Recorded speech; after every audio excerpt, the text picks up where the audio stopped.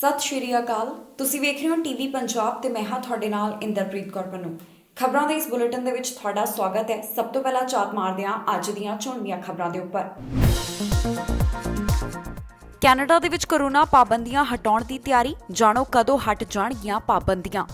ਭਾਰਤ ਦੀ corona ਦੌਰਾਨ ਮਦਦ ਕਰੇਗਾ ਕੈਨੇਡਾ, ਜ਼ਰੂਰਤ ਪੈਣ ਤੇ ਭੇਜੇਗਾ ਵੈਂਟੀਲੇਟਰ ਅਤੇ PPE। ਭਾਰਤ ਨਾਲ ਉਡਾਨਾਂ ਬੰਦ ਕਾਰਨ ਲੋਕ ਪਰੇਸ਼ਾਨ, ਕਿਹਾ ਸਾਨੂੰ ਇੱਕ ਹਫ਼ਤਾ ਪਹਿਲਾਂ ਦਿੰਦੇ ਜਾਣਕਾਰੀ। ਕੈਨੇਡਾ ਦੀਆਂ ਸੜਕਾਂ ਤੇ ਉਤਰੇ ਟਰੈਕਟਰ, ਟਰੱਕ ਅਤੇ ਜੀਪਾਂ, ਭਾਰਤ ਦੇ ਕਿਸਾਨਾਂ ਨੂੰ ਮਿਲੀ ਸਪੋਰਟ। ਟਰੂਡੋ ਨੇ ਐਸਟ੍ਰਾਜੈਨੇਕਾ ਟੀਕੇ ਨੂੰ ਦੱਸਿਆ ਸੁਰੱਖਿਅਤ, ਕਿਹਾ ਨਹੀਂ ਟੀਕੇ ਤੋਂ ਘਬਰਾਉਣ ਦੀ ਜ਼ਰੂਰਤ। ਕੋਰੋਨਾ ਵਾਇਰਸ ਦੇ ਮਾਮਲਿਆਂ ਦੇ ਵਿੱਚ ਵਾਧਾ ਦੇਖਦਿਆਂ ਇੱਥੋਂ ਦੇ ਵੱਖ-ਵੱਖ ਪ੍ਰੋਵਿੰਸਸ ਅਤੇ ਟੈਰੀਟਰੀਜ਼ ਨੇ ਮੁੜ ਤੋਂ ਸਖਤੀਆਂ ਕੀਤੀਆਂ। ਬਹੁਤ ਸਾਰੇ ਲੋਕ ਇੰਤਜ਼ਾਰ ਕਰ ਰਹੇ ਨੇ ਕਿ ਜਲਦ ਤੋਂ ਜਲਦ ਇਹਨਾਂ ਪਾਬੰਦੀਆਂ ਨੂੰ ਹਟਾਇਆ ਜਾਵੇ ਅਤੇ ਉਹ ਆਮ ਜ਼ਿੰਦਗੀ ਵੱਲ ਵਾਪਸ ਪਰਤ ਸਕਣ। ਹੁਣ ਇਹ ਸੰਕੇਤ ਦਿੱਤੇ ਗਏ ਨੇ ਕਿ ਹੋ ਸਕਦਾ ਹੈ ਕਿ ਇਹਨਾਂ ਗਰਮੀਆਂ ਦੇ ਵਿੱਚ ਕੈਨੇਡਾ ਅੰਦਰ ਜੋ ਸਖਤੀਆਂ ਕੀਤੀਆਂ ਗਈਆਂ ਉਹਨਾਂ ਨੂੰ ਹਟਾ ਦਿੱਤਾ ਜਾਵੇ। ਇਹ ਤਦ ਹੀ ਸੰਭਵ ਹੋ ਸਕੇਗਾ ਜਦੋਂ ਵੱਡੀ ਮਾਤਰਾ ਦੇ ਵਿੱਚ ਜਾਂ ਵੱਡੀ ਗਿਣਤੀ ਦੇ ਵਿੱਚ ਲੋਕਾਂ ਨੂੰ ਇਹ ਕੋਵਿਡ-19 ਵੈਕਸੀਨ ਲਗਾ ਦਿੱਤੀ ਜਾਵੇਗੀ। ਡਾਕਟਰ ਥੇਰੇਸਾ ਟੀਮ ਦਾ ਕਹਿਣਾ ਹੈ ਕਿ ਜੇਕਰ 75% ਲੋਕਾਂ ਨੂੰ ਕੋਵਿਡ-19 ਵੈਕਸੀਨ ਦਾ ਪਹਿਲਾ ਸ਼ਾਟ ਲੱਗ ਗਿਆ ਤਾਂ ਹੋ ਸਕਦਾ ਹੈ ਕਿ ਪਾਬੰਦੀਆਂ ਦੇ ਵਿੱਚ ਰਾਹਤ ਦਿੱਤੀ ਜਾਵੇ, ਜਾਣੀ ਕਿ ਇਹਨਾਂ ਨੂੰ ਹਟਾ ਦਿੱਤਾ ਜਾਵੇ। ਜਿਹੜੇ ਕੈਨੇਡੀਅਨਸ ਵੱਲੋਂ ਇੰਤਜ਼ਾਰ ਕੀਤਾ ਜਾ ਰਿਹਾ ਸੀ ਕਿ ਕਦੋਂ ਕੋਰੋਨਾ ਵਾਇਰਸ ਦੇ ਕਰਕੇ ਪਾਬੰਦੀਆਂ ਜੋ ਲਗਾਈਆਂ ਗਈਆਂ ਉਹਨਾਂ ਨੂੰ ਹਟਾਇਆ ਜਾਵੇਗਾ, ਇਹ ਖਬਰ ਉਹਨਾਂ ਵਾਸਤੇ ਹੈ।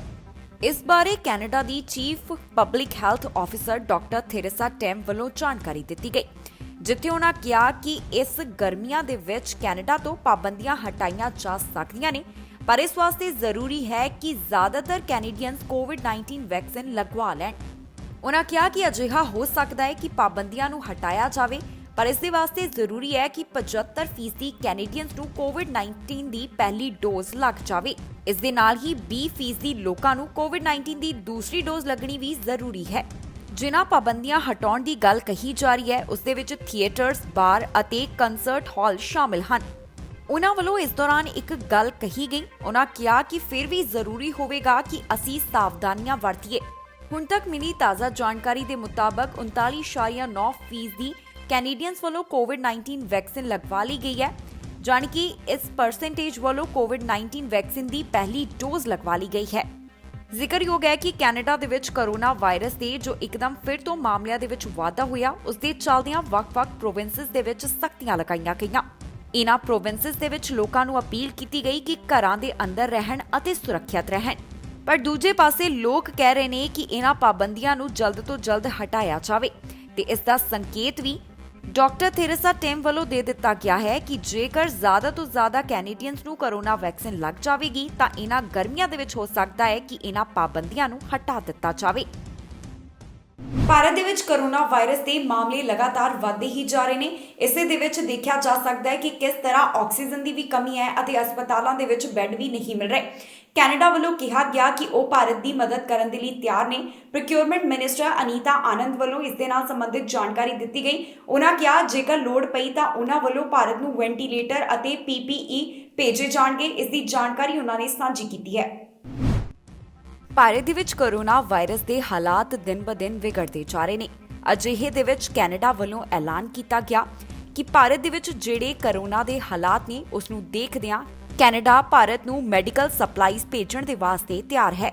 ਇਸ ਦੀ ਜਾਣਕਾਰੀ ਪ੍ਰੋਕਿਊਰਮੈਂਟ ਮਿਨਿਸਟਰ ਅਨੀਤਾ ਆਨੰਦ ਵੱਲੋਂ ਸਾਂਝੀ ਕੀਤੀ ਗਈ, ਜਿੱਥੇ ਉਹਨਾਂ ਪ੍ਰੈਸ ਕਾਨਫਰੰਸ ਦੇ ਵਿੱਚ ਦੱਸਿਆ ਕਿ ਕੈਨੇਡਾ ਭਾਰਤ ਦੀ ਕੋਰੋਨਾ ਵਾਇਰਸ ਦੇ ਦੌਰਾਨ ਮਦਦ ਕਰਨ ਦੇ ਵਾਸਤੇ ਤਿਆਰ ਹੈ। ਉਹਨਾਂ ਕਿਹਾ ਜਦੋਂ ਹੀ ਭਾਰਤ ਦੀ ਸਰਕਾਰ ਨੂੰ PPE ਕਿਟ ਜਾਂ ਫਿਰ ਵੈਂਟੀਲੇਟਰ ਦੀ ਜ਼ਰੂਰਤ ਹੋਵੇਗੀ ਤਾਂ ਅਸੀਂ ਉਹਨਾਂ ਨੂੰ ਜ਼ਰੂਰ ਭੇਜਾਂਗੇ। ਅਨੀਤਾ ਆਨੰਦ ਨੇ ਜਾਣਕਾਰੀ ਦਿੱਤੀ ਕਿ ਅੱਜ ਦੀ ਤਾਰੀਖ ਤੱਕ ਸਾਡੇ ਕੋਲ 2.7 ਬਿਲੀਅਨ PPE ਅਤੇ 1.5 ਬਿਲੀਅਨ ਦੇ ਕਰੀਬ ਹੋਰ ਇਕਵਿਪਮੈਂਟਸ ਭਾਰਤ ਨੂੰ ਭੇਜਣ ਦੇ ਵਾਸਤੇ ਤਿਆਰ ਹਨ। ਭਾਰਤ ਦੀ ਜੇਕਰ ਕੋਰੋਨਾ ਵਾਇਰਸ ਦੇ ਮੌਜੂਦਾ ਹਾਲਾਤਾਂ ਦੀ ਗੱਲ ਕੀਤੀ ਜਾਵੇ ਤਾਂ ਸਥਿਤੀ ਦਿਨ-ਬ-ਦਿਨ ਵਿਗੜਦੀ ਜਾ ਰਹੀ ਹੈ, ਕਿਉਂਕਿ ਰੋਜ਼ਾਨਾ 3 ਲੱਖ ਤੋਂ ਪਾਰ ਮਾਮਲੇ ਸਾਹਮਣੇ ਆ ਰਹੇ ਨੇ ਤੇ ਵੱਡੀ ਗਿਣਤੀ ਦੇ ਵਿੱਚ ਲੋਕਾਂ ਦੀ ਜਾਨ ਵੀ ਜਾ ਰਹੀ ਹੈ, ਕਿਉਂਕਿ ਇੱਥੇ ਆਕਸੀਜਨ ਦੀ ਕਮੀ ਵੀ ਦੇਖਣ ਨੂੰ ਮਿਲ ਰਹੀ ਹੈ। ਭਾਰਤ ਦੇ ਵਿੱਚ ਹੁਣ ਤੱਕ 16 ਮਿਲੀਅਨ ਦੇ ਕਰੀਬ ਕੋਰੋਨਾ ਦੇ ਮਾਮਲੇ ਸਾਹਮਣੇ ਆ ਚੁੱਕੇ ਨੇ, ਜਿਸ ਨੇ ਅਮਰੀਕਾ ਦੇ ਵਿੱਚ ਕੋਰੋਨਾ ਦੇ ਮਾਮਲਿਆਂ ਨੂੰ ਵੀ ਪਿੱਛੇ ਛੱਡ ਦਿੱਤਾ ਹੈ। ਭਾਰਤ ਦੇ ਹਸਪਤਾਲਾਂ ਦੇ ਵਿੱਚ ਬੈੱਡਾਂ ਦੀ ਕਮੀ ਦੇਖਣ ਨੂੰ ਮਿਲ ਰਹੀ ਹੈ, ਕਿਉਂਕਿ ਇੱਥੇ ਕੋਰੋਨਾ ਵਾਇਰਸ ਦਾ ਨਵਾਂ ਰੂਪ ਜਾਣੀ ਕਿ ਡਬਲ ਮਿਊਟੈਂਟ ਪਾਇਆ ਗਿਆ, ਜਿਸ ਤੋਂ ਬਾਅਦ ਕੋਰੋਨਾ ਮਾਮਲਿਆਂ ਨੇ ਰਫ਼ਤਾਰ ਫੜ ਲਈ। ਦੱਸ ਦਈਏ ਕਿ ਹਾਲ ਹੀ ਦੇ ਵਿੱਚ ਕੈਨੇਡਾ ਵੱਲੋਂ ਭਾਰਤ ਅਤੇ ਪਾਕਿਸਤਾਨ ਦੇ ਨਾਲ 30 ਦਿਨਾਂ ਦੇ ਵਾਸਤੇ ਫਲਾਈਟਾਂ ਦੇ ਉੱਪਰ ਰੋਕ ਲਗਾ ਦਿੱਤੀ ਗਈ। ਇਸ ਦਾ ਕਾਰਨ ਇਹੀ ਕਿ ਭਾਰਤ ਦੇ ਵਿੱਚ ਡਬਲ ਮਿਊਟੈਂਟ ਪਾਇਆ ਗਿਆ। ਕੈਨੇਡਾ ਵੱਲੋਂ ਕੋਰੋਨਾ ਵਾਇਰਸ ਦੇ ਦੌਰਾਨ ਇੱਕ ਕਦਮ ਚੁੱਕਿਆ ਗਿਆ, ਜਿੱਥੇ ਭਾਰਤ ਅਤੇ ਪਾਕਿਸਤਾਨ ਦੇ ਨਾਲ ਅਗਲੇ 30 ਦਿਨਾਂ ਦੇ ਲਈ ਉਡਾਨਾਂ ਦੇ ਉੱਪਰ ਰੋਕ ਲਗਾ ਦਿੱਤੀ ਗਈ। ਇਸ ਕਦਮ ਤੋਂ ਬਾਅਦ ਬਹੁਤ ਸਾਰੇ ਲੋਕ ਆਪਣਾ ਦਰਦ ਬਿਆਨ ਕਰਦੇ ਹੋਏ ਨਜ਼ਰ ਆ ਰਹੇ ਨੇ। ਉਹਨਾਂ ਦਾ ਕਹਿਣਾ ਹੈ ਕਿ ਜੇਕਰ ਸਰਕਾਰ ਵੱਲੋਂ ਅਜਿਹਾ ਕਦਮ ਚੁੱਕਣਾ ਹੀ ਸੀ ਤਾਂ ਫਿਰ ਉਹਨਾਂ ਨੂੰ ਪਹਿਲਾਂ ਜਾਣੀ ਕਿ ਇੱਕ ਹਫ਼ਤਾ ਪਹਿਲਾਂ ਦੱਸ ਦੇਣਾ ਚਾਹੀਦਾ ਸੀ। ਜੇ ਉਹਨਾਂ ਨੂੰ ਅਜਿਹਾ ਪਤਾ ਹੁੰਦਾ ਤਾਂ ਉਹ ਇਸ ਵਾਸਤੇ ਤਿਆਰ ਰਹਿੰਦੇ। ਹੁਣ ਅਚਾਨਕ ਜੋ ਉਡਾਨਾਂ ਬੰਦ ਕਰ ਦਿੱਤੀਆਂ ਗਈਆਂ, ਇਸ ਦੇ ਕਰਕੇ ਉਹਨਾਂ ਦੀਆਂ ਜ਼ਿੰਦਗੀਆਂ ਪ੍ਰਭਾਵਿਤ ਹੋਈਆਂ ਹਨ।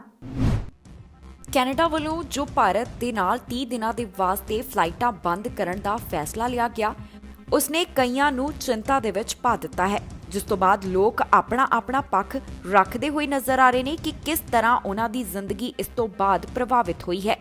ਬਹੁਤ ਸਾਰੇ ਅਜਿਹੇ ਲੋਕ ਨੇ ਜਿਹੜੇ ਆਪਣਾ ਦੁੱਖ ਸਾਂਝਾ ਕਰਦੇ ਹੋਏ ਨਜ਼ਰ ਆਉਂਦੇ ਨੇ। ਕਈ ਅਜਿਹੇ ਵਿਅਕਤੀ ਹਨ ਜਿਨ੍ਹਾਂ ਵੱਲੋਂ ਦੱਸਿਆ ਜਾ ਰਿਹਾ ਹੈ ਕਿ ਕਿਸ ਤਰ੍ਹਾਂ ਉਹਨਾਂ ਦੇ ਪਰਿਵਾਰਕ ਮੈਂਬਰ ਹੁਣ ਉਹਨਾਂ ਦੇ ਕੋਲ ਛੇਤੀ ਨਹੀਂ ਆ ਸਕਣਗੇ।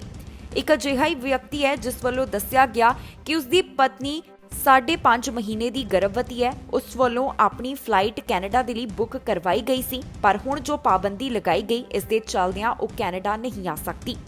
ਕੈਨੇਡਾ ਆਉਣ ਦੇ ਵਾਸਤੇ ਹੁਣ ਉਸ ਨੂੰ ਇੰਤਜ਼ਾਰ ਕਰਨਾ ਪਵੇਗਾ ਕਿ ਕਦੋਂ ਇਸ ਪਾਬੰਦੀ ਨੂੰ ਹਟਾਇਆ ਜਾਵੇਗਾ। ਬਹੁਤ ਸਾਰੇ ਅਜਿਹੇ ਵਿਦਿਆਰਥੀ ਵੀ ਸਨ ਜਿਨ੍ਹਾਂ ਵੱਲੋਂ ਆਪਣੀ ਟਿਕਟ ਬੁੱਕ ਕਰਵਾਈ ਹੋਈ ਸੀ ਅਤੇ ਉਹਨਾਂ ਨੇ ਕੈਨੇਡਾ ਦੀ ਫਲਾਈਟ ਚੜ੍ਹਨੀ ਸੀ। ਸਭ ਕੁਝ ਹੋ ਚੁੱਕਿਆ ਸੀ, ਪਰ ਇਸ ਐਲਾਨ ਤੋਂ ਬਾਅਦ ਉਹਨਾਂ ਨੂੰ ਉਡਾਨ ਦੇ ਵਿੱਚ ਚੜ੍ਹਨ ਨਹੀਂ ਦਿੱਤਾ ਗਿਆ, ਕਿਉਂਕਿ ਕੈਨੇਡਾ ਵੱਲੋਂ ਭਾਰਤ ਤੋਂ ਆਉਣ ਵਾਲੀਆਂ ਸਿੱਧੀਆਂ ਉਡਾਨਾਂ ਦੇ ਉੱਪਰ 30 ਦਿਨਾਂ ਦੇ ਵਾਸਤੇ ਰੋਕ ਲਗਾ ਦਿੱਤੀ ਗਈ।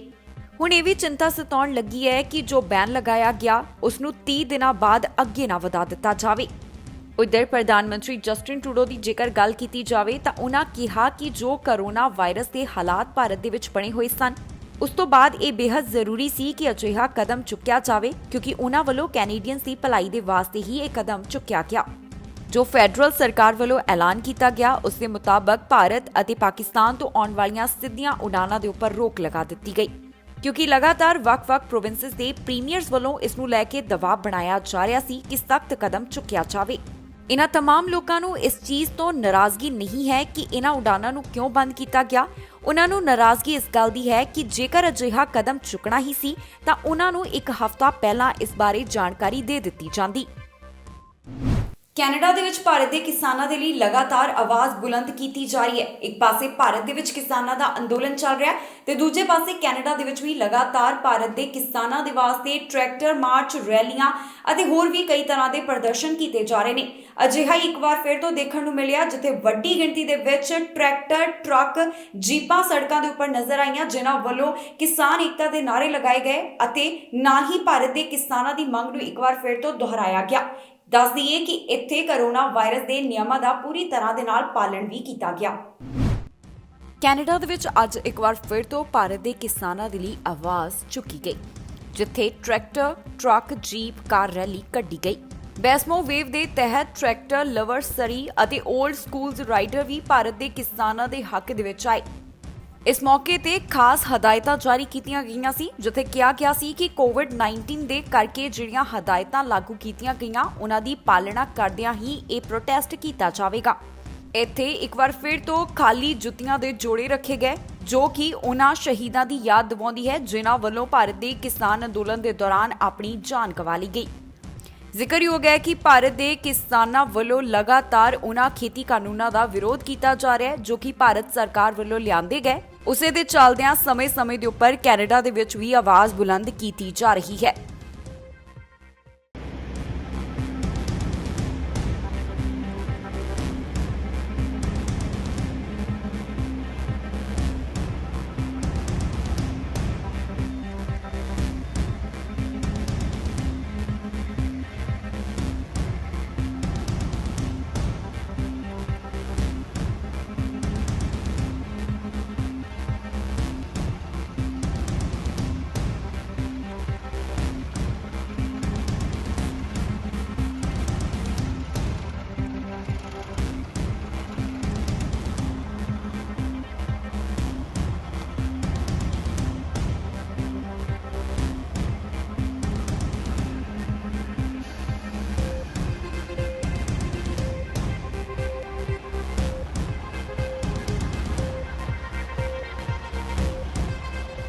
ਕੈਨੇਡਾ ਦੇ ਵਿੱਚ ਬਹੁਤ ਸਾਰੇ ਅਜਿਹੇ ਲੋਕ ਨੇ ਜਿਨ੍ਹਾਂ ਦੇ ਮਨਾਂ ਦੇ ਵਿੱਚ ਐਸਟ੍ਰਾਜੈਨੇਕਾ ਟੀਕੇ ਨੂੰ ਲੈ ਕੇ ਸਵਾਲ ਨੇ।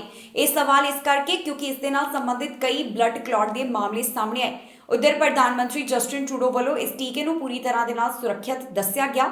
ਉਹਨਾਂ ਵੱਲੋਂ ਖੁਦ ਵੀ ਕੱਲ ਆਪਣੀ ਪਤਨੀ ਦੇ ਨਾਲ ਐਸਟ੍ਰਾਜੈਨੇਕਾ ਵੈਕਸੀਨ ਦੀ ਪਹਿਲੀ ਸ਼ਾਟ ਲਗਾਈ ਗਈ। ਇਸ ਤੋਂ ਪਹਿਲਾਂ ਐਨਡੀਪੀ ਲੀਡਰ ਜਗਮੀਤ ਸਿੰਘ ਵੱਲੋਂ ਵੀ ਐਸਟ੍ਰਾਜੈਨੇਕਾ ਟੀਕਾ ਲਗਵਾਇਆ ਗਿਆ ਸੀ। ਲੋਕਾਂ ਦੇ ਮਨਾਂ ਵਿੱਚ ਬਹੁਤ ਸਾਰੇ ਸਵਾਲ ਨੇ, ਪਰ ਪ੍ਰਧਾਨ ਮੰਤਰੀ ਵੱਲੋਂ ਕਿਹਾ ਗਿਆ ਹੈ ਕਿ ਇਹ ਟੀਕਾ ਪੂਰੀ ਤਰ੍ਹਾਂ ਦੇ ਨਾਲ ਸੁਰੱਖਿਅਤ ਹੈ। ਐਸਟ੍ਰਾਜੈਨੇਕਾ ਟੀਕੇ ਦੇ ਨਾਲ ਬਲੱਡ ਕਲੌਟ ਦਾ ਵਿਵਾਦ ਜੁੜਿਆ ਹੋਇਆ ਹੈ, ਜਿਸ ਨੂੰ ਲੈ ਕੇ ਬਹੁਤ ਸਾਰੇ ਲੋਕ ਅਜਿਹੇ ਨੇ ਜਿਨ੍ਹਾਂ ਦੇ ਮਨ ਵਿੱਚ ਐਸਟ੍ਰਾਜੈਨੇਕਾ ਟੀਕਾ ਲਗਵਾਉਣ ਤੋਂ ਪਹਿਲਾਂ ਕਈ ਤਰ੍ਹਾਂ ਦੀਆਂ ਸ਼ੰਕਾ ਸਾਹਮਣੇ ਆਉਂਦੀਆਂ ਨੇ। ਪਰ ਪ੍ਰਧਾਨ ਮੰਤਰੀ ਜਸਟਿਨ ਟਰੂਡੋ ਨੇ ਕਿਹਾ ਹੈ ਕਿ ਐਸਟ੍ਰਾਜੈਨੇਕਾ ਟੀਕੇ ਤੋਂ ਘਬਰਾਉਣ ਦੀ ਜ਼ਰੂਰਤ ਨਹੀਂ। ਕੱਲ ਹੀ ਪ੍ਰਧਾਨ ਮੰਤਰੀ ਜਸਟਿਨ ਟਰੂਡੋ ਅਤੇ ਉਹਨਾਂ ਦੀ ਪਤਨੀ ਵੱਲੋਂ ਐਸਟ੍ਰਾਜੈਨੇਕਾ ਟੀਕੇ ਦੀ ਪਹਿਲੀ ਸ਼ਾਟ ਲਗਵਾਈ ਗਈ ਹੈ। ਇਹ ਵੈਕਸੀਨ ਉਹਨਾਂ ਵੱਲੋਂ ਕੈਮਰੇ ਦੇ ਸਾਹਮਣੇ ਲਗਵਾਈ ਗਈ ਤਾਂ ਕਿ ਲੋਕਾਂ ਨੂੰ ਇਹ ਸੁਨੇਹਾ ਦਿੱਤਾ ਜਾ ਸਕੇ ਕਿ ਇਹ ਟੀਕਾ ਪੂਰੀ ਤਰ੍ਹਾਂ ਦੇ ਨਾਲ ਸੁਰੱਖਿਅਤ ਹੈ। ਇਸ ਤੋਂ ਪਹਿਲਾਂ ਐਨਡੀਪੀ ਲੀਡਰ ਜਗਮੀਤ ਸਿੰਘ ਵੱਲੋਂ ਵੀ ਐਸਟ੍ਰਾਜੈਨੇਕਾ ਟੀਕਾ ਹੀ ਲਗਵਾਇਆ ਗਿਆ। ਦੱਸ ਦਈਏ ਕਿ ਕੈਨੇਡਾ ਵੱਲੋਂ 1.5 ਮਿਲੀਅਨ ਐਸਟ੍ਰਾਜੈਨੇਕਾ ਡੋਜ਼ਸ ਦਾ ਅਮਰੀਕਾ ਤੋਂ ਲੋਨ ਲਿਆ ਅਤੇ ਇਸ ਟੀਕੇ ਦੇ ਨਾਲ ਸੰਬੰਧਿਤ ਲਗਾਤਾਰ ਅਪਡੇਟ ਵੀ ਉਹਨਾਂ ਵੱਲੋਂ ਸਾਂਝੀ ਕੀਤੀ ਜਾ ਰਹੀ ਹੈ। ਪ੍ਰਧਾਨ ਮੰਤਰੀ ਟਰੂਡੋ ਨੇ ਪ੍ਰੈਸ ਕਾਨਫਰੰਸ ਦੇ ਦੌਰਾਨ ਕਿਹਾ ਕਿ ਇਸ ਟੀਕੇ ਦੇ ਨਾਲ ਕੋਈ ਵੀ ਖਤਰਾ ਨਹੀਂ ਜੁੜਿਆ ਹੋਇਆ। ਜਾਣਕਾਰੀ ਦੇ ਲਈ ਦੱਸ ਦਈਏ ਕਿ ਕੈਨੇਡਾ ਦੇ ਵਿੱਚ ਪਹਿਲਾਂ ਇਸ ਟੀਕੇ ਦੇ ਵਾਸਤੇ 55 ਸਾਲ ਅਤੇ ਇਸ ਤੋਂ ਵੱਧ ਉਮਰ ਤੈਅ ਕੀਤੀ ਗਈ ਸੀ, ਪਰ ਹਾਲ ਹੀ ਦੇ ਵਿੱਚ ਸਿਹਤ ਮੰਤਰਾਲੇ ਵੱਲੋਂ ਜਾਣਕਾਰੀ ਦਿੱਤੀ ਗਈ ਹੈ ਕਿ 30 ਸਾਲ ਅਤੇ ਇਸ ਤੋਂ ਵੱਧ ਉਮਰ ਵਾਲੇ ਐਸਟ੍ਰਾਜੈਨੇਕਾ ਟੀਕਾ ਲਗਵਾ ਸਕਦੇ ਹਨ। ਉਹਨਾਂ ਵੱਲੋਂ ਐਸਟ੍ਰਾਜੈਨੇਕਾ ਟੀਕੇ ਦੇ ਨਾਲ ਸੰਬੰਧਿਤ ਡਾਟਾ ਨੂੰ ਐਨਾਲਾਈਜ਼ ਕੀਤਾ ਗਿਆ, ਜਿਸ ਤੋਂ ਬਾਅਦ ਉਹਨਾਂ ਨੇ ਇਹ ਅਪਡੇਟ ਸਾਂਝੀ ਕੀਤੀ ਹੈ। ਇਸ ਤੋਂ ਪਹਿਲਾਂ ਕਈ ਬਲੱਡ ਕਲੌਟ ਦੇ ਮਾਮਲੇ ਵੀ ਸਾਹਮਣੇ ਆ ਚੁੱਕੇ ਨੇ, ਪਰ ਦੂਜੇ ਪਾਸੇ ਲਗਾਤਾਰ ਇਹ ਗੱਲ ਕਹੀ ਜਾ ਰਹੀ ਹੈ ਕਿ ਇਹ ਟੀਕਾ ਪੂਰੀ ਤਰ੍ਹਾਂ ਦੇ ਨਾਲ ਸੁਰੱਖਿਅਤ ਹੈ। ਬਜ਼ੁਰਗਾਂ ਵਾਸਤੇ ਸਰੀ ਦੇ ਵਿਦਿਆਰਥੀਆਂ ਵੱਲੋਂ ਇੱਕ ਵੱਡਾ ਕਦਮ ਚੁੱਕਿਆ ਗਿਆ, ਜਿੱਥੇ ਉਹਨਾਂ ਦੀ ਮਦਦ ਦੇ ਵਾਸਤੇ ਇਹ ਵਿਦਿਆਰਥੀ ਫੰਡ ਇਕੱਠਾ ਕਰ ਰਹੇ ਨੇ। ਦਰਅਸਲ ਉਹਨਾਂ ਵੱਲੋਂ 4 ਸਾਲਾਂ ਦੇ ਲਈ ਅਜਿਹਾ ਕੀਤਾ ਜਾ ਰਿਹਾ ਹੈ, ਜਿਸ ਦੇ ਵਾਸਤੇ ਹੁਣ ਤੱਕ ਦਾ ਫੰਡ ਉਹਨਾਂ ਵੱਲੋਂ ਇਕੱਠਾ ਵੀ ਹੋ ਗਿਆ। ਦੱਸ ਦਈਏ ਕਿ 4 ਸਾਲ ਦੇ ਵਿੱਚ ਕਿੰਨਾ ਫੰਡ ਇਕੱਠਾ ਕੀਤਾ ਜਾਵੇਗਾ, ਇਹ ਉਹਨਾਂ ਵੱਲੋਂ ਨਹੀਂ ਟੀਚਾ ਰੱਖਿਆ ਗਿਆ। ਸਰੀ ਦੇ ਵਿਦਿਆਰਥੀਆਂ ਵੱਲੋਂ ਬਜ਼ੁਰਗਾਂ ਦੀ ਮਦਦ ਦੇ ਵਾਸਤੇ ਇੱਕ ਖਾਸ ਉਪਰਾਲਾ ਕੀਤਾ ਜਾ ਰਿਹਾ ਹੈ, ਜਿੱਥੇ ਉਹਨਾਂ ਵੱਲੋਂ 4 ਸਾਲਾਂ ਦੇ ਲਈ ਫੰਡ ਇਕੱਠਾ ਕਰਨ ਦੀ ਯੋਜਨਾ ਬਣਾਈ ਜਾ ਰਹੀ ਹੈ। ਇਹ ਉਪਰਾਲਾ ਐਲਏ ਮੈਥਿਸਨ ਸੈਕੰਡਰੀ ਦੇ ਵਿਦਿਆਰਥੀਆਂ ਵੱਲੋਂ ਲੌਂਗ ਟਰਮ ਕੇਅਰ ਫੈਸਿਲਿਟੀ ਦੇ ਬਜ਼ੁਰਗਾਂ ਦੇ ਵਾਸਤੇ ਕੀਤਾ ਜਾ ਰਿਹਾ ਹੈ। ਇਸ ਮੌਕੇ ਵਿਦਿਆਰਥੀਆਂ ਵੱਲੋਂ ਆਪਣੇ ਵਿਚਾਰ ਸਾਂਝੇ ਕੀਤੇ ਗਏ। ਉਹਨਾਂ ਦੱਸਿਆ ਕਿ ਉਹ ਅਜਿਹਾ ਕਦਮ ਕਿਉਂ ਚੁੱਕ ਰਹੇ ਹਨ। ਉਹਨਾਂ ਦਾ ਕਹਿਣਾ ਸੀ ਕਿ ਕਰੋਨਾ ਵਾਇਰਸ ਦੇ ਕਰਕੇ ਪਹਿਲਾਂ ਹੀ ਹਾਲਾਤ ਕਾਫੀ ਜ਼ਿਆਦਾ ਬੁਰੇ ਨੇ ਤੇ ਸਾਨੂੰ ਲੱਗਿਆ ਕਿ ਅਜਿਹੇ ਮੌਕੇ ਤੇ ਇਹਨਾਂ ਬਜ਼ੁਰਗਾਂ ਦੀ ਮਦਦ ਕਰਨਾ ਬੇहद ਜ਼ਰੂਰੀ ਹੈ, ਕਿਉਂਕਿ ਬਹੁਤ ਸਾਰੇ ਲੌਂਗ ਟਰਮ ਕੇਅਰ ਸੈਂਟਰ ਅਜਿਹੇ ਹਨ ਜਿਨ੍ਹਾਂ ਵੱਲੋਂ ਕਰੋਨਾ ਵਾਇਰਸ ਦੇ ਦੌਰਾਨ ਬੇਸਿਕ ਜ਼ਰੂਰਤਾਂ ਨੂੰ ਪੂਰਾ ਕਰਨਾ ਵੀ ਬਹੁਤ ਜ਼ਿਆਦਾ ਔਖਾ ਹੈ। ਇਹਨਾਂ ਵਿਦਿਆਰਥੀਆਂ ਨੇ ਦੱਸਿਆ ਕਿ ਇਸ ਦੇ ਅਧੀਨ 1 ਸਾਲ ਜਾਂ 4 ਸਾਲ ਦੇ ਵਾਸਤੇ ਕੋਈ ਰਕਮ ਨੂੰ ਤੈਅ ਨਹੀਂ ਕੀਤਾ ਗਿਆ, ਜਾਣੀ ਕਿ ਉਹਨਾਂ ਵੱਲੋਂ ਅਜਿਹਾ ਕੋਈ ਵੀ ਟਾਰਗੇਟ ਨਹੀਂ ਮਿੱਥਿਆ ਗਿਆ ਕਿ 1 ਸਾਲ ਦੇ ਵਿੱਚ ਜਾਂ ਫਿਰ 4 ਸਾਲ ਦੇ ਵਿੱਚ ਇੰਨਾ ਫੰਡ ਇਕੱਠਾ ਕੀਤਾ ਜਾਣਾ ਜ਼ਰੂਰੀ ਹੈ। ਹੁਣ ਤੱਕ ਉਹਨਾਂ ਵੱਲੋਂ $1,700 ਤੋਂ ਵੱਧ ਫੰਡ ਇਕੱਠਾ ਕੀਤਾ ਜਾ ਚੁੱਕਿਆ ਹੈ, ਜਿਸ ਦੇ ਵਿੱਚ ਵੱਖ-ਵੱਖ ਲੋਕ ਆਪਣਾ ਯੋਗਦਾਨ ਪਾ ਰਹੇ ਨੇ। ਇਹਨਾਂ ਵਿਦਿਆਰਥੀਆਂ ਵੱਲੋਂ ਫੰਡ ਭੇਜਣ ਦੇ ਲਈ ਵੈਬਸਾਈਟ ਵੀ ਸਾਂਝੀ ਕੀਤੀ ਗਈ, ਜਿਸ ਦੇ ਰਾਹੀਂ ਫੰਡ ਦਿੱਤਾ ਜਾ ਸਕਦਾ ਹੈ। ਜੋ ਫੰਡ ਇਹਨਾਂ ਵਿਦਿਆਰਥੀਆਂ ਵੱਲੋਂ ਇਕੱਠਾ ਕੀਤਾ ਜਾ ਰਿਹਾ ਹੈ, ਉਹ ਗੁਰੂ ਨਾਨਕ ਡਾਇਵਰਸਿਟੀ ਵਿਲੇਜ, ਜਿਹੜਾ ਕਿ ਸਾਊਥ ਏਸ਼ੀਅਨ ਸੀਨੀਅਰਸ ਦੇ ਵਾਸਤੇ ਲੌਂਗ ਟਰਮ ਕੇਅਰ ਫੈਸਿਲਿਟੀ ਹੈ, ਉਸ ਨੂੰ ਜਾਵੇਗਾ। ਹਰ ਕਿਸੇ ਵੱਲੋਂ ਵਿਦਿਆਰਥੀਆਂ ਦੇ ਇਸ ਕਦਮ ਦੀ ਪ੍ਰਸ਼ੰਸਾ ਕੀਤੀ ਜਾ ਰਹੀ ਹੈ ਕਿ ਕਿਸ ਤਰ੍ਹਾਂ ਉਹਨਾਂ ਵੱਲੋਂ ਮਦਦ ਕੀਤੀ ਜਾ ਰਹੀ ਹੈ। ਕੋਰੋਨਾ ਵੈਕਸੀਨ ਲਗਵਾਉਣ ਵਾਲੀ ਲਿਸਟ 'ਚੋਂ ਪਹਿਲਾਂ ਗਰਭਵਤੀ ਔਰਤਾਂ ਨੂੰ ਬਾਹਰ ਰੱਖਿਆ ਗਿਆ ਸੀ, ਪਰ ਹੁਣ ਅਮਰੀਕਾ ਵੱਲੋਂ ਜਾਣਕਾਰੀ ਦਿੱਤੀ ਗਈ ਕਿ ਜਿਹੜੀਆਂ ਪ੍ਰੈਗਨੈਂਟ ਔਰਤਾਂ ਜਾਣੀ ਕਿ ਗਰਭਵਤੀ ਔਰਤਾਂ ਨੇ, ਉਹ ਵੀ ਇਹ ਟੀਕਾ ਲਗਵਾ ਸਕਦੀਆਂ ਨੇ, ਜਾਣੀ ਕਿ ਕੋਵਿਡ-19 ਵੈਕਸੀਨ ਦਾ ਉਹਨਾਂ ਦੇ ਉੱਪਰ ਕੋਈ ਵੀ ਮਾੜਾ ਪ੍ਰਭਾਵ ਨਹੀਂ ਪਵੇਗਾ। ਇਸ ਦੇ ਨਾਲ ਸੰਬੰਧਿਤ ਉਹਨਾਂ ਵੱਲੋਂ ਜਾਣਕਾਰੀ ਸਾਂਝੀ ਕੀਤੀ ਗਈ ਹੈ ਕਿ ਇਹਨਾਂ ਔਰਤਾਂ ਦੇ ਵਾਸਤੇ ਵੀ ਇਹ ਟੀਕਾ ਪੂਰੀ ਤਰ੍ਹਾਂ ਦੇ ਨਾਲ ਸੁਰੱਖਿਅਤ ਹੈ। ਖਾਸ ਤੌਰ ਦੇ ਉੱਪਰ ਇਸ ਵਿੱਚ ਉਹਨਾਂ ਨੇ ਮੋਡਰਨਾ ਤੇ ਫਾਈਜ਼ਰ ਟੀਕੇ ਦਾ ਜ਼ਿਕਰ ਕੀਤਾ। ਅਮਰੀਕਾ ਵੱਲੋਂ ਕਿਹਾ ਗਿਆ ਕਿ ਜਿਹੜੀਆਂ ਗਰਭਵਤੀ ਔਰਤਾਂ ਹਨ, ਉਹਨਾਂ ਦੇ ਵਾਸਤੇ ਕਰੋਨਾ ਵੈਕਸੀਨ ਪੂਰੀ ਤਰ੍ਹਾਂ ਦੇ ਨਾਲ ਸੁਰੱਖਿਅਤ ਹੈ। ਇਹ ਉਹਨਾਂ ਵੱਲੋਂ ਜੋ ਇੱਕ ਸਟੱਡੀ ਕਰਵਾਈ ਗਈ ਉਸ ਦੇ ਵਿੱਚ ਪਤਾ ਚੱਲਿਆ। ਇਸ ਦੀ ਜਾਣਕਾਰੀ US Centers for Disease Control and Prevention ਵੱਲੋਂ ਸਾਂਝੀ ਕੀਤੀ ਗਈ ਹੈ। ਵਾਈਟ ਹਾਊਸ ਦੀ ਬਰੀਫਿੰਗ ਦੌਰਾਨ ਏਜੰਸੀ ਦੇ ਡਾਇਰੈਕਟਰ ਵੱਲੋਂ ਇਸ ਦੇ ਨਾਲ ਸੰਬੰਧਿਤ ਅਪਡੇਟ ਦਿੱਤੀ ਗਈ।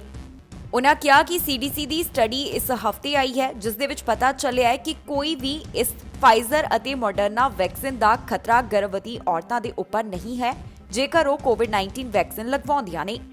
ਉਨ੍ਹਾਂ ਕਿਹਾ ਕਿ ਅਸੀਂ ਜਾਣਦੇ ਹਾਂ ਕਿ ਇਹ ਇੱਕ ਪਰਸਨਲ ਡਿਸੀਜਨ ਹੈ, ਜਾਣੀ ਕਿ ਆਪਣਾ ਫੈਸਲਾ ਹੈ, ਪਰ ਫਿਰ ਵੀ ਉਨ੍ਹਾਂ ਵੱਲੋਂ ਇਸ ਦੇ ਨਾਲ ਸੰਬੰਧਿਤ ਜਾਣਕਾਰੀ ਦਿੱਤੀ ਜਾ ਰਹੀ ਹੈ। ਦੱਸ ਦਈਏ ਕਿ ਇਸ ਤੋਂ ਪਹਿਲਾਂ ਪ੍ਰੈਗਨੈਂਟ ਔਰਤਾਂ ਜਾਣੀ ਕਿ ਗਰਭਵਤੀ ਔਰਤਾਂ ਨੂੰ ਕੋਵਿਡ-19 ਵੈਕਸੀਨ ਲਗਵਾਉਣ ਤੋਂ ਬਾਹਰ ਰੱਖਿਆ ਗਿਆ ਸੀ, ਜਿਸ ਵਿੱਚ ਪਹਿਲਾਂ ਇਸ ਦੇ ਨਾਲ ਸੰਬੰਧਿਤ ਖਤਰੇ ਦਾ ਪ੍ਰਗਟਾਵਾ ਕੀਤਾ ਗਿਆ ਸੀ। ਪਰ ਇਸ ਤੋਂ ਬਾਅਦ ਜੋ ਸਟੱਡੀ ਕਰਵਾਈ ਗਈ ਉਸ ਦੇ ਵਿੱਚ ਦੱਸਿਆ ਗਿਆ ਕਿ ਫਾਈਜ਼ਰ ਅਤੇ ਮੋਡਰਨਾ ਦਾ ਟੀਕਾ ਇਹਨਾਂ ਗਰਭਵਤੀ ਔਰਤਾਂ ਦੇ ਲਈ ਵੀ ਸੁਰੱਖਿਅਤ ਹੈ, ਜਿਸ ਦਾ ਭਾਵ ਹੈ ਕਿ ਇਸ ਤੋਂ ਬਾਅਦ ਉਹਨਾਂ ਨੂੰ ਕੋਈ ਵੀ ਸਾਈਡ ਇਫੈਕਟ ਨਜ਼ਰ ਨਹੀਂ ਆਉਂਦੇ। CDC ਵੱਲੋਂ ਕਿਹਾ ਗਿਆ ਕਿ ਅਜੇ ਉਹਨਾਂ ਵੱਲੋਂ ਇਸ ਦੇ ਉੱਪਰ ਹੋਰ ਵੀ ਜਾਂਚ ਕੀਤੀ ਜਾ ਰਹੀ ਹੈ, ਜਾਣੀ ਕਿ ਡਾਟਾ ਨੂੰ ਐਨਾਲਾਈਜ਼ ਕੀਤਾ ਜਾ ਰਿਹਾ ਹੈ, ਪਰ ਹੁਣ ਤੱਕ ਜੋ ਉਹਨਾਂ ਨੂੰ ਅਪਡੇਟ ਮਿਲੀ ਹੈ ਉਹ ਉਹਨਾਂ ਵੱਲੋਂ ਸਾਂਝੀ ਕੀਤੀ ਗਈ ਹੈ। ਕੈਨੇਡਾ ਦੇ ਇਮੀਗ੍ਰੇਸ਼ਨ ਵਿਭਾਗ ਵੱਲੋਂ ਹਾਲ ਹੀ ਦੇ ਵਿੱਚ 6 ਨਵੇਂ ਪ੍ਰੋਗਰਾਮ ਲਾਂਚ ਕੀਤੇ ਗਏ, ਜਿਸ ਦੇ ਤਹਿਤ ਐਸੈਂਸ਼ੀਅਲ ਵਰਕਰ ਅਤੇ ਇੰਟਰਨੈਸ਼ਨਲ ਗ੍ਰੈਜੂਏਟਸ ਨੂੰ ਮੌਕਾ ਦਿੱਤਾ ਜਾਵੇਗਾ ਕੈਨੇਡਾ ਦੇ ਵਿੱਚ PR ਹਾਸਲ ਕਰਨ ਦਾ। ਇਸ ਦੇ ਨਾਲ ਸੰਬੰਧਿਤ ਬਹੁਤ ਸਾਰੇ ਸਵਾਲ ਲੋਕਾਂ ਦੇ ਮਨਾਂ ਦੇ ਵਿੱਚ ਨੇ, ਜਿਹੜੇ ਜਾਣਨਾ ਚਾਹੁੰਦੇ ਨੇ ਕਿ ਕਿਹੜੇ ਡਾਕੂਮੈਂਟਸ ਦੀ ਜ਼ਰੂਰਤ ਹੈ, ਕਿਸ ਤਰ੍ਹਾਂ ਅਪਲਾਈ ਕੀਤਾ ਜਾ ਸਕਦਾ ਹੈ, ਕਿੰਨਾ ਸਮਾਂ ਲੱਗੇਗਾ। ਇਸ ਸਭ ਦੀ ਜਾਣਕਾਰੀ ਇਸ ਖਬਰ ਦੇ ਵਿੱਚ ਸਾਂਝੀ ਕਰਾਂਗੇ।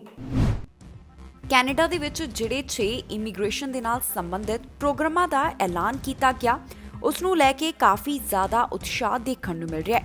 ਇਹਨਾਂ ਨਵੇਂ ਪ੍ਰੋਗਰਾਮਾਂ ਦੇ ਨਾਲ ਇੰਟਰਨੈਸ਼ਨਲ ਗ੍ਰੈਜੂਏਟਸ ਅਤੇ ਐਸੈਂਸ਼ੀਅਲ ਵਰਕਰਸ ਨੂੰ ਪੱਕੇ ਹੋਣ ਦਾ ਮੌਕਾ ਦਿੱਤਾ ਜਾਵੇਗਾ। ਇਹਨਾਂ ਪ੍ਰੋਗਰਾਮਾਂ ਦੇ ਨਾਲ ਸੰਬੰਧਿਤ ਬਹੁਤ ਸਾਰੇ ਸਵਾਲ ਸਾਡੇ ਮਨਾਂ ਦੇ ਵਿੱਚ ਹਨ, ਜਿਨ੍ਹਾਂ ਦਾ ਜਵਾਬ ਹਰ ਕੋਈ ਮੰਗ ਰਿਹਾ ਹੈ। ਸੋ ਇਸ ਖਬਰ ਦੇ ਵਿੱਚ ਪੂਰੀ ਜਾਣਕਾਰੀ ਤੁਹਾਡੇ ਨਾਲ ਸਾਂਝੀ ਕਰਾਂਗੇ ਕਿ ਕਿਸ ਤਰ੍ਹਾਂ ਤੁਸੀਂ ਇਹਨਾਂ ਪ੍ਰੋਗਰਾਮਾਂ ਦੇ ਅਧੀਨ ਅਪਲਾਈ ਕਰ ਸਕਦੇ ਹੋ, ਇਸ ਦੇ ਨਾਲ ਹੀ ਕਿਹੜੇ ਡਾਕੂਮੈਂਟਸ ਦੀ ਜ਼ਰੂਰਤ ਹੋਵੇਗੀ, ਨਾਲ ਹੀ ਦੱਸਾਂਗੇ ਕਿ ਕਿੰਨਾ ਸਮਾਂ ਪ੍ਰੋਸੈਸਿੰਗ ਦੇ ਵਿੱਚ ਲੱਗੇਗਾ। Immigration, refugees and citizenship Canada ਵੱਲੋਂ ਜਾਣਕਾਰੀ ਸਾਂਝੀ ਕੀਤੀ ਗਈ ਹੈ, ਜਿਸ ਦੇ ਨਾਲ ਸਾਰੇ ਸਵਾਲਾਂ ਦਾ ਜਵਾਬ ਮਿਲ ਰਿਹਾ ਹੈ।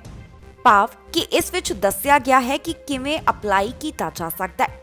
ਸਭ ਤੋਂ ਪਹਿਲਾ ਸਵਾਲ, ਅਸੀਂ ਇਸ ਵਾਸਤੇ ਕਿਵੇਂ ਅਪਲਾਈ ਕਰ ਸਕਦੇ ਹਾਂ। ਸਭ ਤੋਂ ਪਹਿਲਾਂ ਇਸ ਅਧੀਨ ਅਰਜ਼ੀਆਂ ਆਨਲਾਈਨ ਲਈਆਂ ਜਾਣਗੀਆਂ। ਇਹਨਾਂ ਅਰਜ਼ੀਆਂ ਦੀ ਪ੍ਰੋਸੈਸਿੰਗ ਫਰਸਟ ਕਮ ਫਰਸਟ ਸਰਵ ਤੇ ਹੋਵੇਗੀ। ਅਪਲਾਈ ਕਰਨ ਤੋਂ ਪਹਿਲਾਂ ਜ਼ਰੂਰੀ ਹੈ ਕਿ ਤੁਸੀਂ ਦੇਖ ਲਵੋ ਕਿ ਤੁਸੀਂ ਇਹਨਾਂ ਪ੍ਰੋਗਰਾਮਾਂ ਦੇ ਵਾਸਤੇ ਯੋਗ ਹੋ, ਜਾਣੀ ਕਿ ਐਲੀਜੀਬਲ ਹੋ।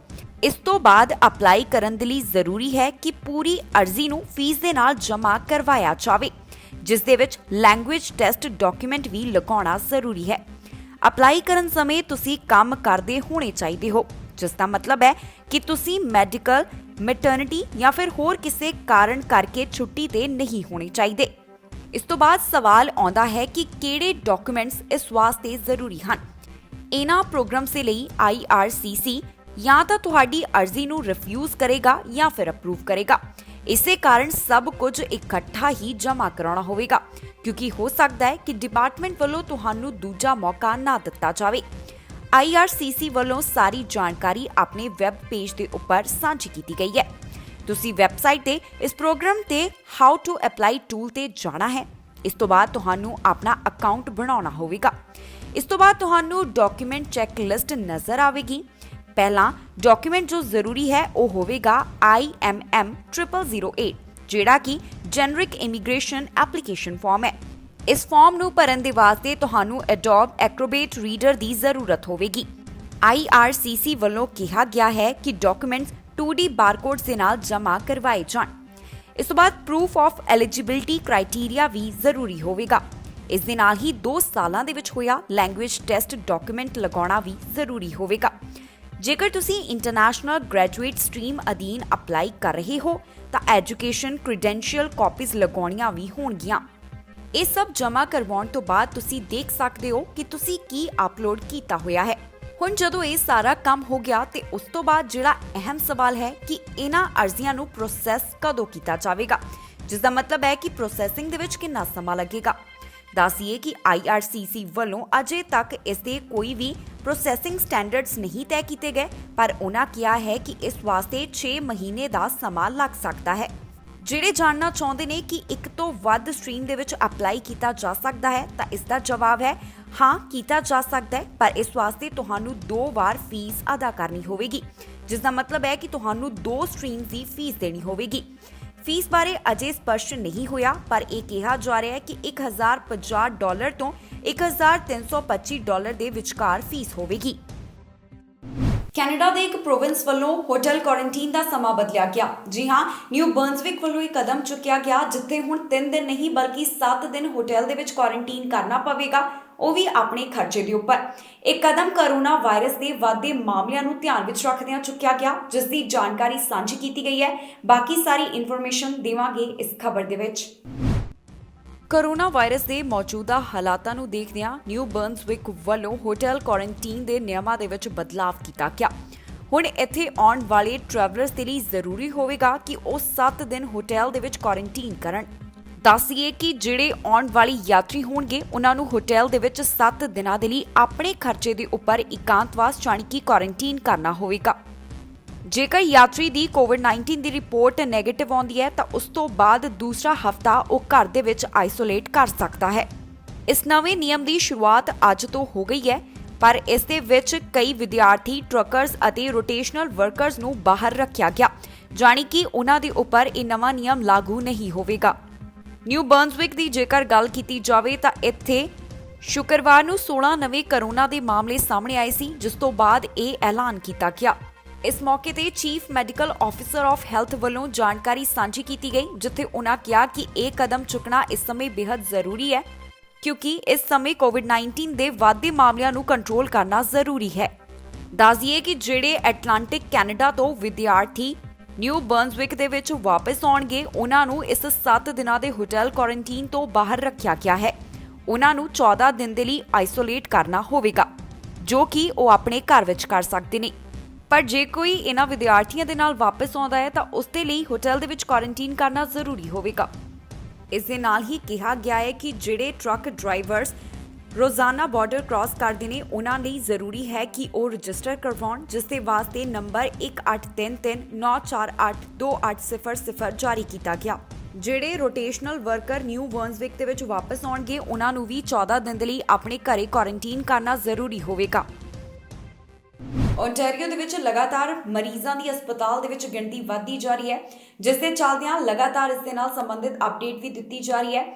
ਕਈ ਮਰੀਜ਼ ਹਨ ਜਿਨ੍ਹਾਂ ਨੂੰ ਟਾਊਨ ਦੇ ਵਿੱਚੋਂ ਸ਼ਿਫਟ ਵੀ ਕੀਤਾ ਗਿਆ। ਇਸ ਖਬਰ ਦੇ ਵਿੱਚ ਜਾਣਕਾਰੀ ਸਾਰੀ ਤੁਹਾਡੇ ਨਾਲ ਸਾਂਝੀ ਕਰਾਂਗੇ ਕਿ ਕੈਨੇਡਾ ਦੇ ਕਿਸ ਹਿੱਸੇ ਤੋਂ ਕਿੰਨੇ ਕੋਰੋਨਾ ਵਾਇਰਸ ਦੇ ਮਾਮਲੇ ਸਾਹਮਣੇ ਆਏ। ਦੱਸਾਂਗੇ ਇਸ ਖਬਰ ਦੇ ਵਿੱਚ ਕੀ ਨੇ ਕੋਰੋਨਾ ਵਾਇਰਸ ਦੇ ਨਾਲ ਸੰਬੰਧਿਤ ਕੈਨੇਡਾ ਦੇ ਇਸ ਸਮੇਂ ਹਾਲਾਤ। ਓਨਟਾਰੀਓ ਤੋਂ 24 ਘੰਟਿਆਂ ਦੌਰਾਨ 4094 ਕੋਰੋਨਾ ਵਾਇਰਸ ਦੇ ਮਾਮਲੇ ਸਾਹਮਣੇ ਆਏ ਹਨ। ਜਾਣਕਾਰੀ ਦੇ ਮੁਤਾਬਕ ਇਸ ਸਮੇਂ 2277 ਦੇ ਕਰੀਬ ਮਰੀਜ਼ ਹਸਪਤਾਲ ਦੇ ਵਿੱਚ ਨੇ, ਜਿਨ੍ਹਾਂ ਵਿੱਚੋਂ 833 ਇੰਟੈਂਸਿਵ ਕੇਅਰ ਅਧੀਨ ਹਨ ਅਤੇ 782 ਵੈਂਟੀਲੇਟਰ ਦੇ ਉੱਪਰ ਨੇ। 24 ਘੰਟਿਆਂ ਦੌਰਾਨ ਹੋਈਆਂ ਮੌਤਾਂ ਤੋਂ ਬਾਅਦ ਹੁਣ ਤੱਕ ਦਾ ਮੌਤਾਂ ਦਾ ਅੰਕੜਾ 7887 ਦੇ ਉੱਪਰ ਪਹੁੰਚ ਗਿਆ। ਜਾਣਕਾਰੀ ਦੇ ਮੁਤਾਬਕ ਅਪ੍ਰੈਲ 1 ਤੋਂ ਲੈ ਕੇ ਅਪ੍ਰੈਲ 23 ਤੱਕ 747 ਪੇਸ਼ੈਂਟਸ ਨੂੰ ਟਾਊਨ ਤੋਂ ਬਾਹਰ ਸ਼ਿਫਟ ਕੀਤਾ ਗਿਆ ਤਾਂ ਕਿ ਬਾਕੀ ਮਰੀਜ਼ਾਂ ਦੇ ਲਈ ਜਗ੍ਹਾ ਬਣਾਈ ਜਾ ਸਕੇ। ਪੀਲ ਰੀਜਨ ਤੋਂ 1014, ਯਾਰਕ ਰੀਜਨ ਤੋਂ 406, ਟੋਰਾਂਟੋ ਤੋਂ 1191 ਮਾਮਲਿਆਂ ਦੀ ਪੁਸ਼ਟੀ ਹੋਈ ਹੈ। ਕਿਊਬੈਕ ਤੋਂ 1106 ਦੇ ਕਰੀਬ ਕੋਰੋਨਾ ਮਾਮਲੇ ਸਾਹਮਣੇ ਆਏ। ਇਸ ਦੇ ਨਾਲ ਹੀ 13 ਲੋਕਾਂ ਦੀ ਜਾਨ ਚਲੀ ਗਈ।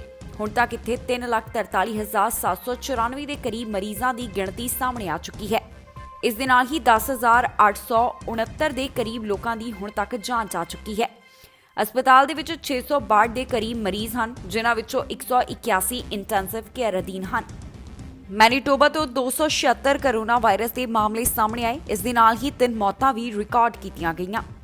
ਕੈਨੇਡਾ ਦੇ ਵਿੱਚ ਹੁਣ ਤੱਕ 1.17 ਮਿਲੀਅਨ ਦੇ ਕਰੀਬ ਕੁੱਲ ਕੋਰੋਨਾ ਵਾਇਰਸ ਦੇ ਮਾਮਲੇ ਸਾਹਮਣੇ ਆ ਚੁੱਕੇ ਹਨ। 23,922 ਦੇ ਕਰੀਬ ਹੁਣ ਤੱਕ ਜਾਨਾਂ ਇਸ ਵਾਇਰਸ ਦੇ ਕਰਕੇ ਜਾ ਚੁੱਕੀਆਂ ਨੇ। ਕੈਨੇਡਾ ਦੇ ਵਿੱਚ 1.6 ਮਿਲੀਅਨ ਦੇ ਕਰੀਬ ਠੀਕ ਹੋਣ ਵਾਲੇ ਮਰੀਜ਼ਾਂ ਦੀ ਗਿਣਤੀ ਹੈ, ਭਾਵ ਕਿ ਕੈਨੇਡਾ ਦੇ ਵਿੱਚ ਰਿਕਵਰਡ ਮਾਮਲਿਆਂ ਦੀ ਗਿਣਤੀ ਹੈ। ਇਸ ਦੇ ਨਾਲ ਹੀ ਇੱਕ ਵਾਰ ਫਿਰ ਤੋਂ ਝਾਤ ਮਾਰਦੇ ਹਾਂ ਅੱਜ ਦੀਆਂ ਚੋਣਵੀਆਂ ਖਬਰਾਂ ਦੇ ਉੱਪਰ। ਕੈਨੇਡਾ ਦੇ ਵਿੱਚ ਕੋਰੋਨਾ ਪਾਬੰਦੀਆਂ ਹਟਾਉਣ ਦੀ ਤਿਆਰੀ, ਜਾਣੋ ਕਦੋਂ ਹਟ ਜਾਣਗੀਆਂ ਪਾਬੰਦੀਆਂ। ਭਾਰਤ ਦੀ ਕੋਰੋਨਾ ਦੌਰਾਨ ਮਦਦ ਕਰੇਗਾ ਕੈਨੇਡਾ, ਜ਼ਰੂਰਤ ਪੈਣ ਤੇ ਭੇਜੇਗਾ ਵੈਂਟੀਲੇਟਰ ਅਤੇ PPE। ਭਾਰਤ ਨਾਲ ਉਡਾਨਾਂ ਬੰਦ ਕਾਰਨ ਲੋਕ ਪਰੇਸ਼ਾਨ, ਕਿਹਾ ਸਾਨੂੰ ਇੱਕ ਹਫ਼ਤਾ ਪਹਿਲਾਂ ਦਿੰਦੇ ਜਾਣਕਾਰੀ। ਕੈਨੇਡਾ ਦੀਆਂ ਸੜਕਾਂ ਤੇ ਉਤਰੇ ਟਰੈਕਟਰ, ਟਰੱਕ ਅਤੇ ਜੀਪਾਂ, ਭਾਰਤ ਦੇ ਕਿਸਾਨਾਂ ਨੂੰ ਮਿਲੀ ਸਪੋਰਟ। ਟਰੂਡੋ ਨੇ ਐਸਟ੍ਰਾਜੈਨੇਕਾ ਟੀਕੇ ਨੂੰ ਦੱਸਿਆ ਸੁਰੱਖਿਅਤ, ਕਿਹਾ ਨਹੀਂ ਟੀਕੇ ਤੋਂ ਘਬਰਾਉਣ ਦੀ ਜ਼ਰੂਰਤ। ਖਬਰਾਂ ਦੇ ਇਸ ਬੁਲੇਟਿਨ ਦੇ ਵਿੱਚ ਇੰਨਾ ਹੀ। ਨਵੀਆਂ ਤੇ ਤਾਜ਼ੀਆਂ ਖਬਰਾਂ ਲੈ ਕੇ ਫਿਰ ਤੋਂ ਹਾਜ਼ਰ ਹੋਵਾਂਗੇ। ਫਿਲਹਾਲ ਮੈਨੂੰ ਇੰਦਰਪ੍ਰੀਤ ਕੌਰ ਪੰਨੂ ਨੂੰ ਦਿਓ ਇਜਾਜ਼ਤ ਤੇ ਤੁਸੀਂ ਵੇਖਦੇ ਰਹੋ ਟੀਵੀ ਪੰਜਾਬ।